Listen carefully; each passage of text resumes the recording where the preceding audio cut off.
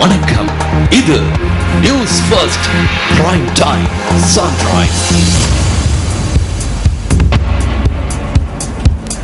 ஜனவரி மாதம் 7ஆம் தேதி மற்றும் ஒரு செவ்வாய் காலை பொழுதில் உங்கள் அனைவரையும் சந்திக்கின்றோம். அனைவருக்கும் இனிய காலை வணக்கம். இது நியூஸ் ஃபர்ஸ்டின் பிரைம் டைம் சன்ரைஸ் செய்திகள். முதலில் தலைப்புச் செய்திகள். நாட்டின் சில பகுதிகளில் தொடர்ந்தும் சீரற்ற வானிலை. வடபகுதியில் கடும் காற்றுடன் மழை. தமிழ் மொழியில் வாக்குமூலம் பதிவு செய்யாத போலீசாருக்கு எதிராக சட்ட நடவடிக்கை. பங்களாதேஷ் தேர்தலை ஒரு நியாயமான தேர்தலாக கருத முடியாது என டிரான்ஸ்பரன்சி இன்டர்நேஷனல் அமைப்பு தெரிவிப்பு.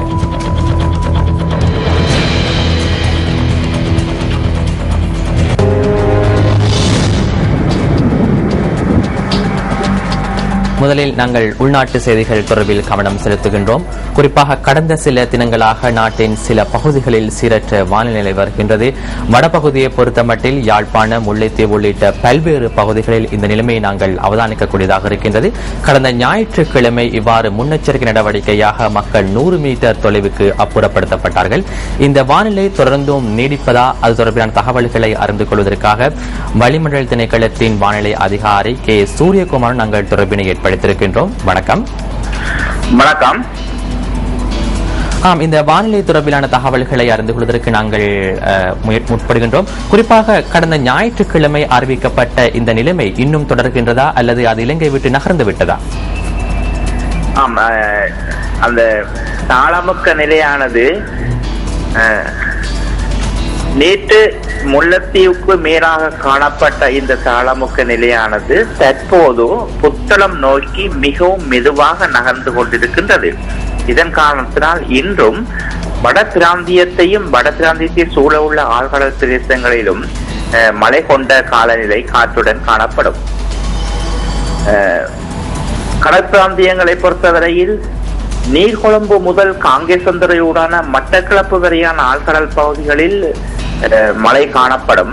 கடல் பிராந்தியங்களில் காற்றின் வேகமானது மணித்தாரத்துக்கு 30 கிலோமீட்டர் முதல் 50 கிலோமீட்டர் வரையான வேகத்தில் வட கிழக்கு திசையிலிருந்து காற்று வீசும். இந்த நீர்கொழும்பு முதல் காங்கேசந்துறையூடான மட்டக்களப்பு வரையான ஆழ்கடல் பிரதேசம் மிகவும் கொந்தளிப்பாக காணப்படுவதுடன் அங்கு காற்றின் வேகமானது மணித்தாரத்துக்கு 70 கிலோமீட்டர் வரை அதிகரித்து வீசலாம். ஏனைய ஆழ்கடல் பிரதேசங்கள் இடையிடையே சற்று கொந்தளிப்பாக காணப்படும். அத்துடன் வடக்கு, வடமத்திய, மேற்கு, கிழக்கு மாகாணங்களின் சில பகுதிகளிலும் கூட இடியுடன் கூடிய மழை காணப்படலாம். இந்த தாளமுக்க நிலையானது புத்தளம் நோக்கி மெதுவாக நகர்ந்து கொண்டு வருவதனால் வட பிராந்தியத்தை சூழ உள்ள கடல் பிராந்தியங்கள் கொந்தளிப்பாக காணப்படுவதனால் இன்றும் மீனவர்கள் தமது கடல் நடவடிக்கையை சற்று நிறுத்தி வைக்குமாறு கேட்டுக் கொள்ளப்படுகின்றார்கள். இந்த வானிலை வளமைக்கு திரும்புவதற்கு எவ்வளவு காலம் செல்லும் நீங்கள் நினைக்கின்றீர்கள்? இன்று புத்தளம் நோக்கி மெதுவாக நகர்ந்து கொண்டு போறது நாளை அல்லது நாளை மறுதினம் அரபிய கடலினுள் பிரவேசித்த பின்னர் இந்த நிலை நாளை மறுதினம் சீரடையும் என்று எதிர்பார்க்கப்படுகிறது. நன்றி. வளிமண்டல திணைக்களத்தின் வானிலை அதிகாரி கே சூரியகுமாரன்.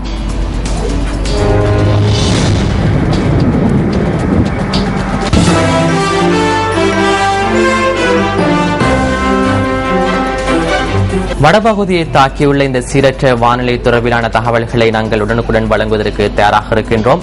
வவுனியா மாவட்டத்தின் தற்போதைய நிலைமை தொடர்பிலான தகவல்களை வழங்குவதற்கு நாங்கள் தயாராக இருக்கின்றோம். அதன் அடிப்படையில் எமது பிராந்திய செய்தியாளர் கபில்நாதன் தயாராக இருக்கின்றார். வணக்கம் கபில். வணக்கம். வவுனியா மாவட்டத்திலே கடந்த 4வது நாளாக இன்று மழை பெய்த வண்ணம் காணப்படுகின்றது. குறிப்பாக தாழ்நில பகுதிகளிலே சிறிய அளவு நீர் தேங்கி நிற்பதையும் அவதானிக்கக்கூடியதாக இருக்கின்றது. நேற்று மாலை வரை வவுனியாவிலே எந்தவித அனர்த்தமும் ஏற்பட்டதாக அனர்த்த முகாமைத்துவ அமைச்சு அறிவிப்புகளை வழங்கவில்லை. எனினும் இந்த நிலையிலே வவுனியா வடக்கு பிரதேச செயலகத்திலே அதிகளவான மக்களும் மற்ற வவுனியா மாவட்டத்திலே ஏனைய பிரதேசங்களிலும் மீள்குடியேற்றம் செய்யப்பட்ட மக்கள் பெரும் இன்னல்களுக்கு முகம் கொடுத்து வருகின்றார்கள். ஏனெனில் அவர்களுக்கு பலருக்கு இதுவரை வீட்டு திட்டங்கள் வழங்கப்படவில்லை. இந்த வீட்டு திட்டங்கள் வழங்கப்படாமையின் காரணமாக அவர்கள் கொட்டகைகளில் வாழ்ந்து வருவதானது இந்த கடும் மழை, கடும் காற்று என்பவற்றினால் அவர்கள் பெரும் பாதிப்புகளுக்கு முகம் கொடுத்து வருகின்றார்கள்.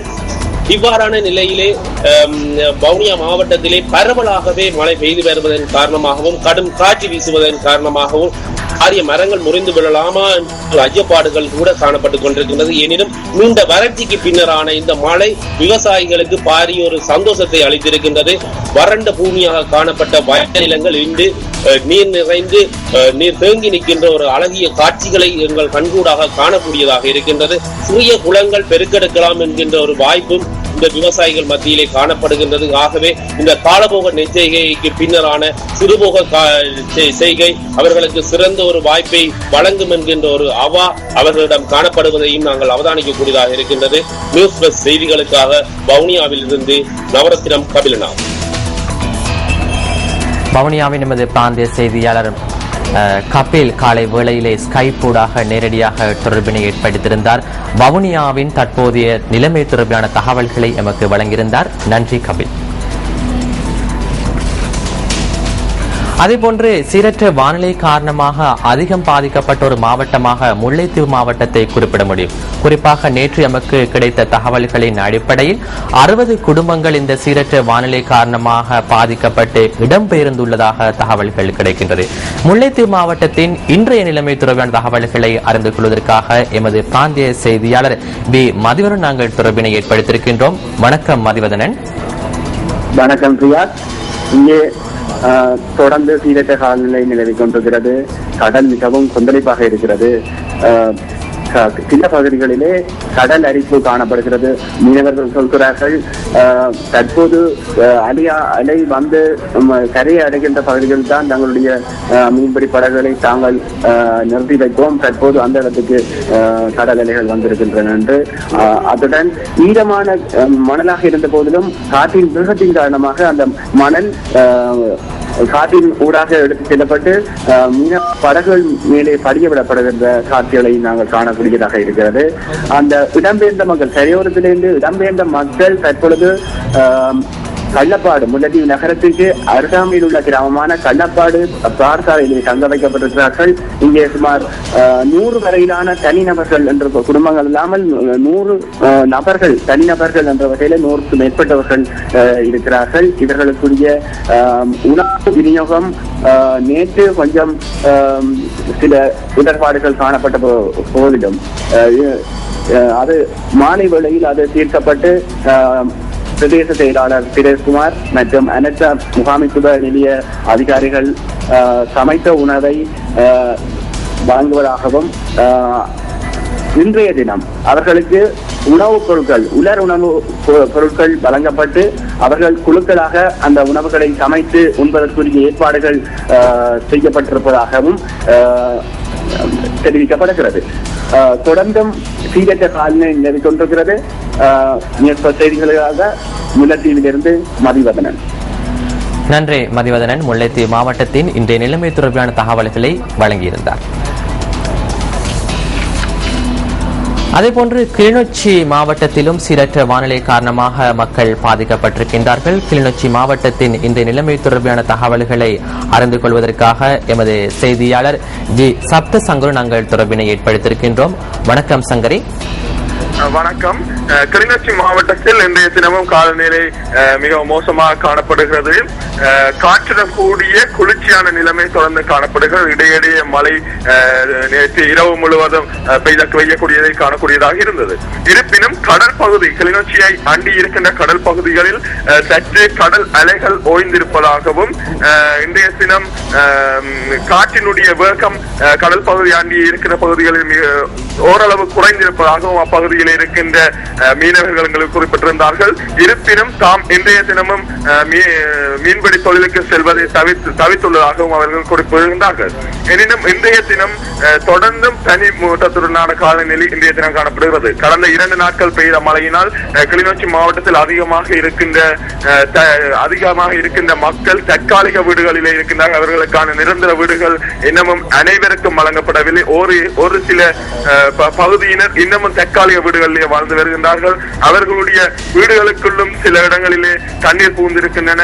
தற்காலிக வீடுகள் சில காற்றுகளுக்கு பிடுங்கப்பட்டு அந்த இடத்துக்குள் தண்ணி பூந்ததாக கிராமவாசிகள் எங்களுக்கு தெரிவித்திருக்கிறார்கள். கடந்த ஞாயிற்றுக்கிழமை மக்களை 100 மீட்டர் தொலைவுக்கு அகற்றிவிட்டார்கள் முன்னெச்சரிக்கை நடவடிக்கையாக. அந்த மக்கள் மீண்டும் தங்களது சொந்த இடங்களுக்கு திரும்பி இருக்கிறார்களா? இல்லை, இன்றைய தினம் காற்றினுடைய வேகம் கொஞ்சம் குறைந்திருக்கிறது. கடல் அலையினுடைய வேகம் கொஞ்சம் குறைந்திருப்பதனால் இன்றைய தினம் சில வேளைகளில் அந்த பகுதிக்கு மீளச் செல்வதற்கான சாத்தியம் உள்ளது. நன்றி. கிளிநொச்சி மாவட்டத்தின் இன்றைய வானிலை தொடர்பிலான தகவல்களை வழங்கியிருந்தார் எமது பிராந்திய செய்தியாளர் ஜி சப்தசங்கரி.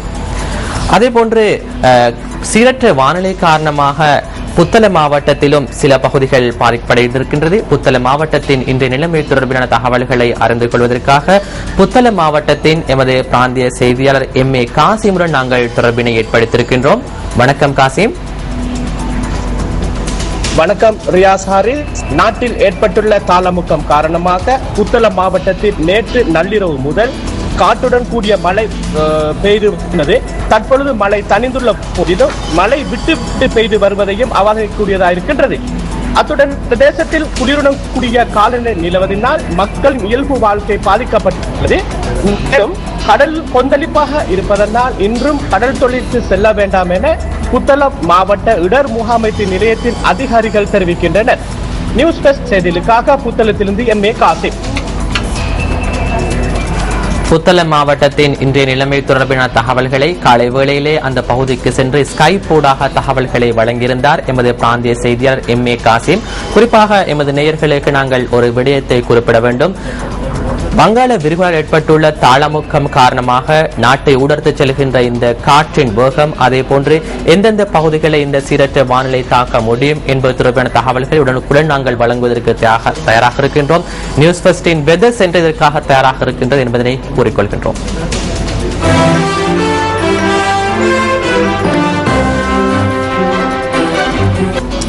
தமிழ் மொழி மூலம் வாக்குமூலம் பதிவு செய்யாத போலீசாருக்கு எதிராக நடவடிக்கை எடுக்கப்படும் என போலீஸ் ஊடக பேச்சாளர் சிரேஷ்ட போலீஸ் அத்தியட்சர் அஜித் ரோஹன தெரிவித்துள்ளார்.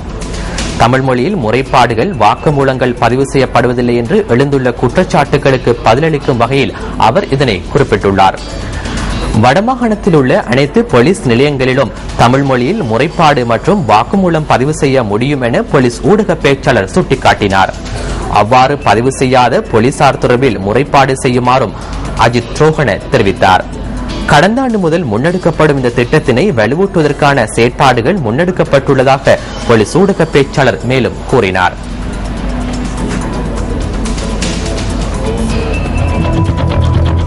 முதல் ஆரம்பிக்க முடியும் என இலங்கை மின்சார சபை நம்பிக்கை வெளியிட்டுள்ளது. சூடாக்கியை குளுமைப்படுத்தும் நடவடிக்கைகள் பெருமளவு நிறைவேற்றுள்ளதாக அந்த சபையின் ஊடக பேச்சாளரும் பிரதி பொது முகாமையாளருமான செனஜித் தசநாயக்க தெரிவித்தார். நுரைச்சோலை லக்விஜய மின்னுற்பத்தி நிலையத்தின் நடவடிக்கைகள் திருத்தப் பணிகள் காரணமாக தற்போது நிறுத்தப்பட்டுள்ளதாக இலங்கை மின்சார சபை குறிப்பிடுகின்றது. மின்னுற்பத்தி நிலையத்தின் அனைத்து உபகரணங்கள் தொடர்பிலும் ஆராய்வதற்கு எண்ணியுள்ளதாக சபையின் ஊடக பேச்சாளர் கூறினார். இந்த நடவடிக்கைகள் நிறைவு பெற்ற பின்னர் மீண்டும் மின்னுற்பத்தி நிலையத்தின் நடவடிக்கைகளை ஆரம்பிக்க எண்ணியுள்ளதாக அவர் தெரிவித்தார். 1.5 நாட்களுக்குள் மின்னுற்பத்தி நிலையத்தின் நடவடிக்கைகளை வழமைக்கு கொண்டுவர முடியும் என எதிர்பார்த்துள்ளதாக இலங்கை மின்சார சபையின் ஊடக பேச்சாளர் குறிப்பிட்டார். இதேவேளை நுரைச்சோலை அனல் மின் உற்பத்தி நிலையத்தின் 2ஆம் கட்டத்தை அடுத்த மாதம் தேசிய மின் உற்பத்தி கட்டமைப்புடன் இணைக்க உள்ளதாகவும் இலங்கை மின்சார சபை குறிப்பிடுகின்றது. 1ஆம் கட்டத்துக்கு சமமாகவே 2ஆம் கட்டத்தின் உற்பத்தி நடவடிக்கைகள் இடம்பெறும் என அவர் கூறினார். தற்போது அனைத்து கட்டமைப்புகளும் பாதுகாப்பு கட்டமைப்பு முறையாக செயற்படுகின்றதா என்பது தொடர்பான சோதனை செயற்பாடுகள் முன்னெடுக்கப்பட்டு வருவதாக இலங்கை மின்சார சபை மேலும் தெரிவித்தது.